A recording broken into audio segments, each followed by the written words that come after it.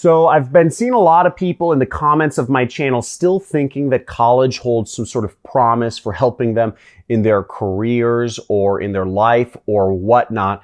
And for 90% of people, I actually disagree. And I'm going to talk about, there's only 3 majors which you should be going to college for. And if you're not one of these 3 majors, if you're part of the other 95% of the population in the world, you do not need to go to college. And I'm going to tell you a little bit of a story. This is a little bit of a rant almost of my experience. I'm 31 years old. I'll tell you my experience of what happened when I graduated college with a good degree. Stay tuned.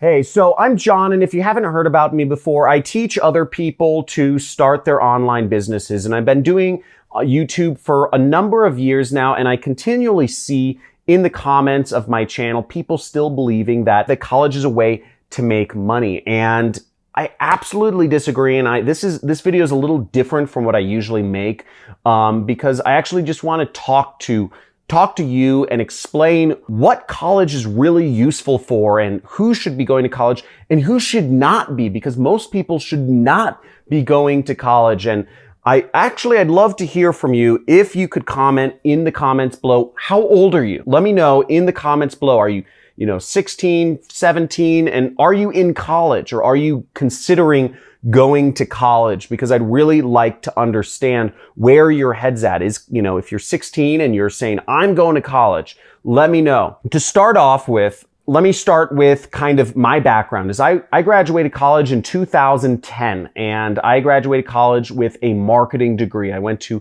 California State University of Northridge. And while I had, I had an all right time in college, I did a lot of, I had 7 internships. I was working the whole time through college. I had 7 internships by the time I graduated college. I was in a fraternity and all that stuff. I had a lot of fun, but college does not help or did not help me in my marketing career. Everything I learned about marketing and sales and negotiation and management, it all came from personal experience, either in my job or working for myself. And most of it came working for myself and one particular boss that I had. What's really baffling to me is all of my friends who graduated college, they graduated around the same year as I did, 2010.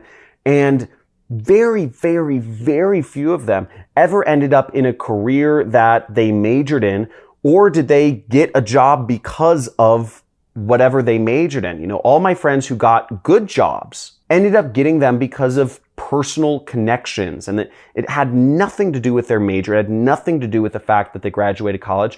It had everything to do with that this was something they pursued, on the side, or, they were already, they were running my friend Will, for instance, he was creating, I think he may have dropped out of college. He was creating games just for fun on a site called newgrounds.com. And he was able to get a really good job working for an amazing video game company because he was just creating games for fun. And he showed that company, he said, oh, here's a little game I created on Flash. And they were like, whoa, this is cool. This is original. This is creative. This is fun.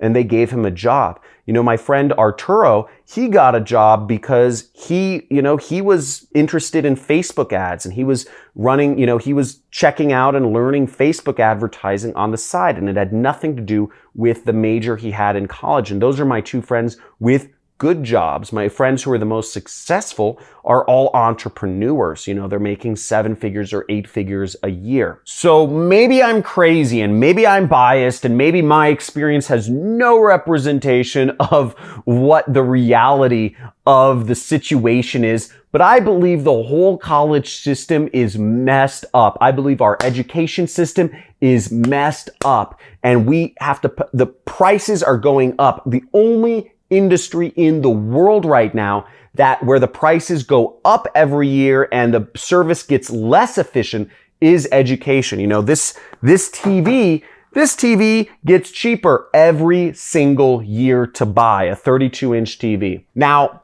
The three majors that you absolutely should be going to college for, there's three of them, and only 5% of, this only applies to 5% of the population of college students, is law. If you're going to be a lawyer or something, you need to have a law degree. That's obvious. If you're going into medical or becoming a doctor, again, you become a dentist or a doctor, you need a medical degree. You need that foundation. You're dealing with people's lives here. And the third one is engineering. You know, engineering, again, you're dealing with people's lives. When you construct buildings, you're dealing with big things. And when you're a junior engineer or whatever, you're not really constructing building. You're working for somebody else and everything's checked anyways. But the point being, you know, in other countries, you hear about buildings collapsing and killing tons of people, and you don't want that to happen.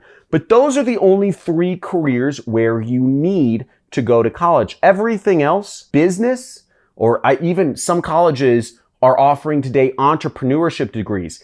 I mean, isn't that an oxymoron? If you are going to college for an entrepreneurship degree, it doesn't make sense. Entrepreneurship by its nature is actually just doing it. Entrepreneurship has nothing to do with, you know, taking tests or following the rules or I don't know, getting A's. There's no correlation between that. In fact, most of the successful entrepreneurs are actually bad in school. You know, I was never a good student. I'm smart. I think I'm smart, but I was always a C student. And the fact of the matter is, your grades do not tell if you're going to be a good entrepreneur. In fact, to be a good entrepreneur, as this is a quote from Arnold Schwarzenegger, don't break the law. Good entrepreneurs break the rules. You know, you should never break the law. You can go to jail for that, but you break the rules. People who do well in school are good at following rules, okay? Entrepreneurs by nature are not rule followers. We are creating our own businesses. We are not fitting into another person's box. So there's no reason why, if you're going to be an entrepreneur, you should go to college. Okay, and please, if you haven't responded before, first off, if you want to learn how to be an entrepreneur, if you enjoy this content, this is a rant, this is not my usual content, please click subscribe to my channel, enable the notification bell, click a like or whatever. And if you haven't commented and let me know, how old are you and are you thinking of going to college or not? Let me know. I'd love to hear. Or if you went to college, what was your experience? Did it help you? Did it not help you? Write in the comments. I really want to hear about your experience and see what others have experienced with this same subject. Now, what I find really interesting about the education system, and I've actually studied this because I'm a teacher myself, and between you and me, you know, I teach on YouTube, as you see, you know, and I teach on Facebook and I teach other ways. And, you know, I make over $1 million a year. And I actually love teaching, but I believe that teaching in colleges is so government controlled these days. It's such a rigid curriculum and the world is changing so fast that it absolutely doesn't make sense. Teachers I was learning from were not successful and I was going to a business school.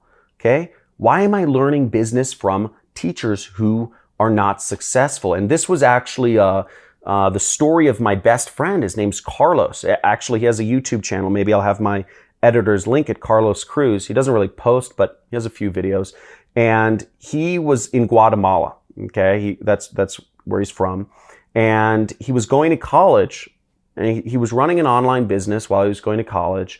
And he was sitting in class one day and out the window, he was just kind of daydreaming because he found class really boring. He was 18 years old at the time, and the teacher's parking lot was off to his left. It was out the window to his left. And same thing, he was going to college for business, and he was looking out the window, and he was looking at all of the teacher's cars.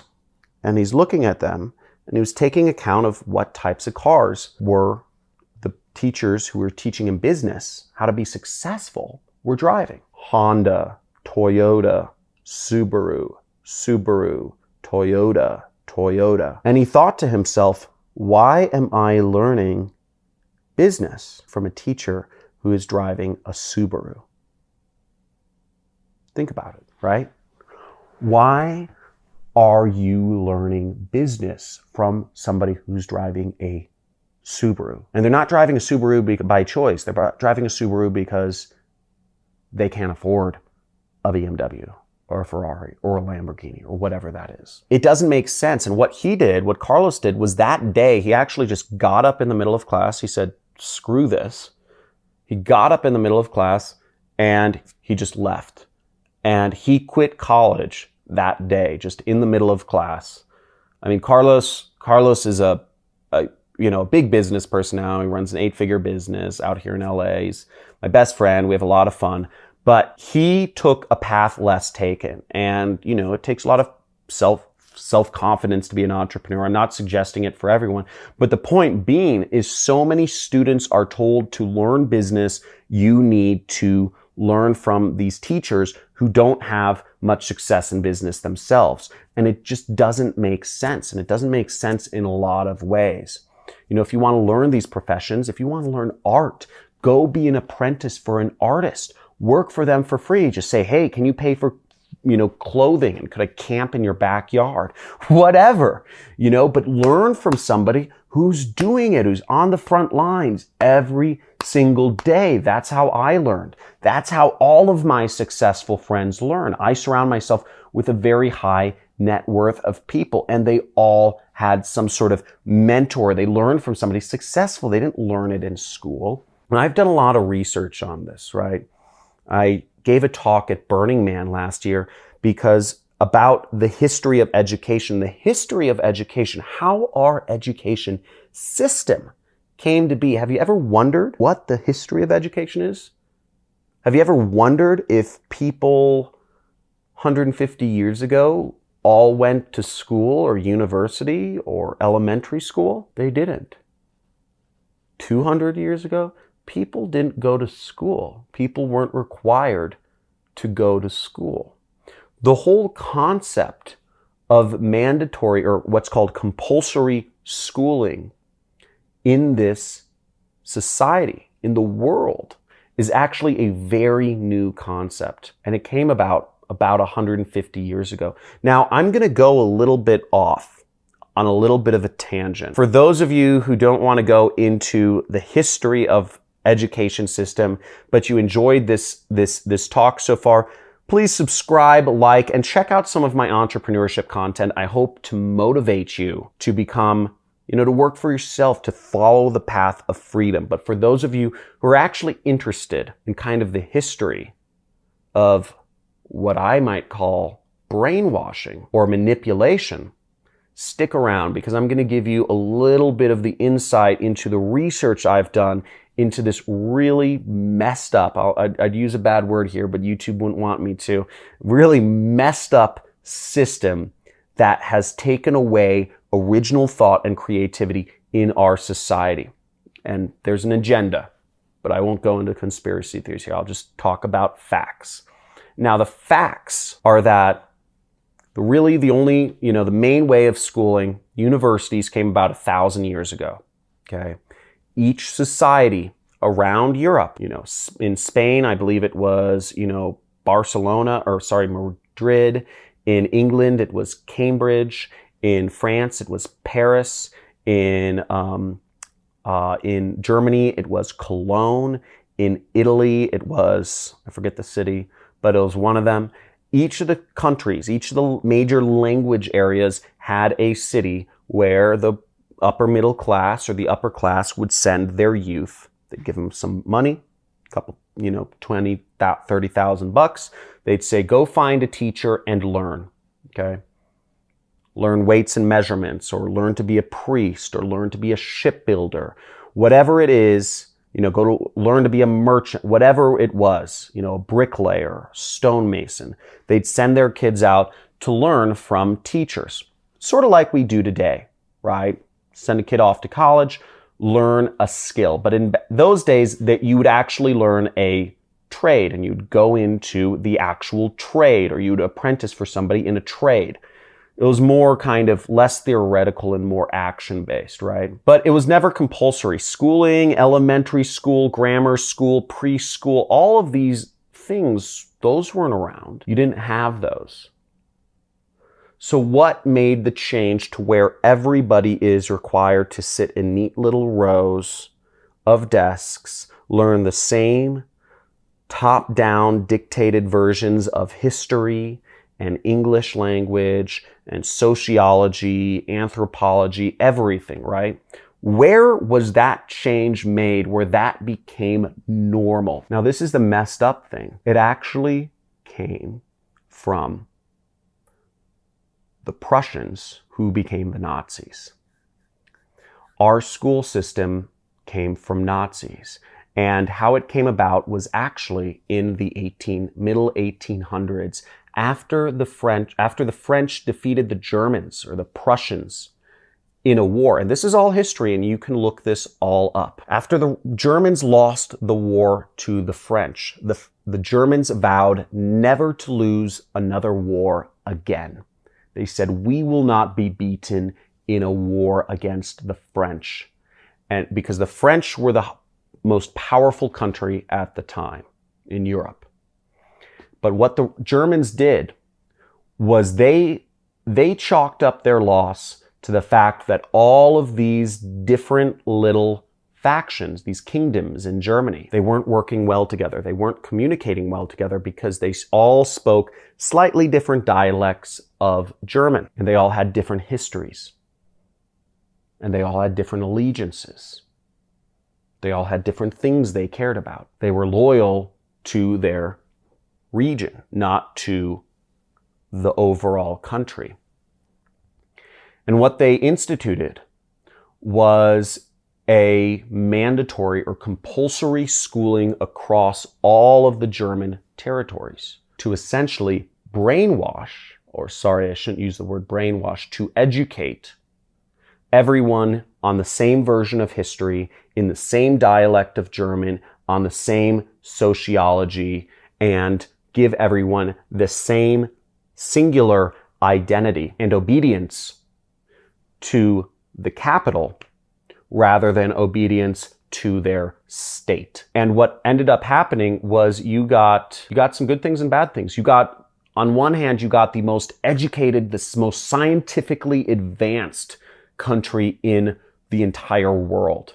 The Germans invented rockets. The Germans invented air conditioning. The Germans invented submarines. The Germans invented, all these, jet engines. The Germans invented all of these amazing, they became the most powerful nation in the world. And they took over almost all of Europe because they were the most technologically advanced, but they didn't think for themselves. And they killed, not all the Germans were evil, but they killed without question, the Jewish genocide, etc. And you got a population of people who were very smart, but could not think for themselves. And America took the same model of education. I forget the exact name of the person, but they sent a delegation over to Germany around the 20s or 1910s. We took the same model of education to unify our disparate states because we had the same issue. We had lots of different states with lots of different dialects of English or languages or religions. And we took the same concept that the Germans took and implemented it ourselves to create a unified United States that had a singular identity, a singular history, and a singular allegiance, an identity as Americans. Now, why do I tell you this? I tell you this because I want you to think for yourself. I tell you this because I want you to question what you're being taught. I'm telling you this because I've continually questioned what is real throughout my life. Now, I'm not going to go into my crazier conspiracy theories, but the fact of the matter is, education is not built to help you think for yourself. The only person who can help you think for yourself is you. So understanding the history of education, don't buy into this system hook, line, and sinker. It has its uses. Learning is something that has been around since the dawn of time, and it's a very useful thing. Continual learning is definitely the path to success. But if you don't question the reason why you're doing something, and I see so many college students, I see so many young people going to college completely blind simply because they are directionless, confused and they don't know what they want to do, that I think it's a major moral failing of our society. And I believe something needs to be done about it. And hopefully this video reaches a few of you. Now, let me know in the comments what your thoughts are. Am I crazy? Am I totally nuts?